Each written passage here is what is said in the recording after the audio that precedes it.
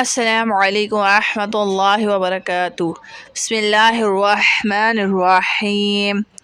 خانقاہ میں ایک باپردہ خاتون اپنے منع کی لاش چادر میں لپٹائے سینے سے چمٹائے زارو قطار رو رہی تھی۔ اتنے میں ایک منع دوڑتا ہوا آتا ہے اور ہمدردانہ لہجے میں اس خاتون سے رونے کا سبب دریافت کرتا ہے اور آگے وہ بچہ کیا ایسی کرامت دکھاتا ہے کہ سننے والے بھی دنگ رہ جائیں گے۔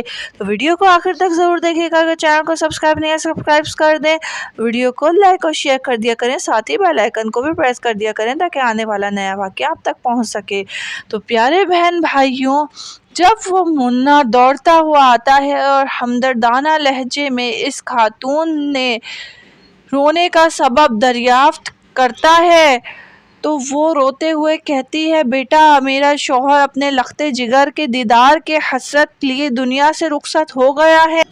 یہ بچہ اس وقت پیٹ میں تھا اور اب یہی اپنے باپ کی نشانی اور میری زندگانی کا سرمایہ تھا۔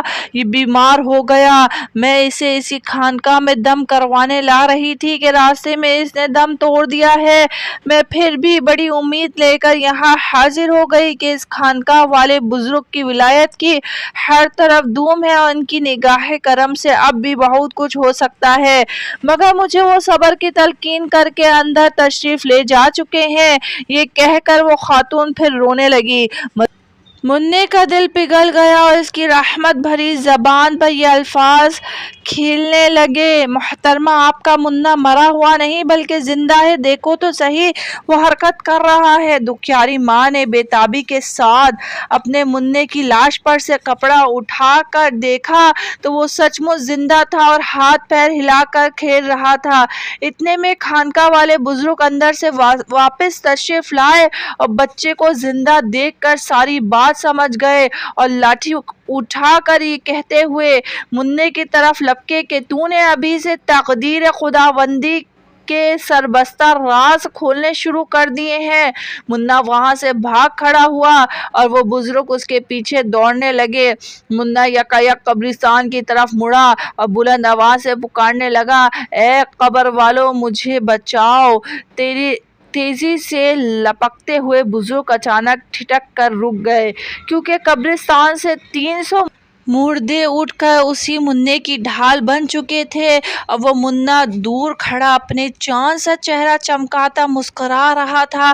اس بزرگ نے بڑی حسرت کے ساتھ منع کی طرف دیکھتے ہوئے کہا، بیٹا ہم تیرے مرتبے کو نہیں پہنچ سکتے، اس لیے تیری مرضی کے آگے اپنا سر تسلیم خم کرتے ہیں۔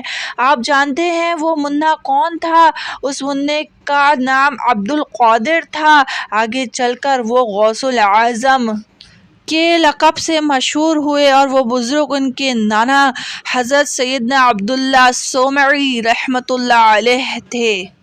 پیارے بہن بھائیوں، آپ نے دیکھا کہ غوث العظم دستگیر اللہ تبارک و تعالیٰ کے حکم سے مردے بھی زندہ کر دیا کرتے تھے اور یہ ان کی کرامت ہے۔ حقیقی مالک رب ہے، لیکن اللہ تبارک نے اپنے پیاروں کو بہت کچھ نوازا ہوا ہے۔ یقیناً آپ کو ویڈیو پسند آئی ہوگی۔ ویڈیو پسند آئی ہے تو چینل کو سبسکرائب کر دیں، ویڈیو کو لائک اور شیئر، ساتھ ہی بیل آئیکن ہے اس کو بھی دبا دیا کریں تاکہ آنے والا نیا واقعہ اور نوٹیفیکیشن آپ تک پہنچ سکے۔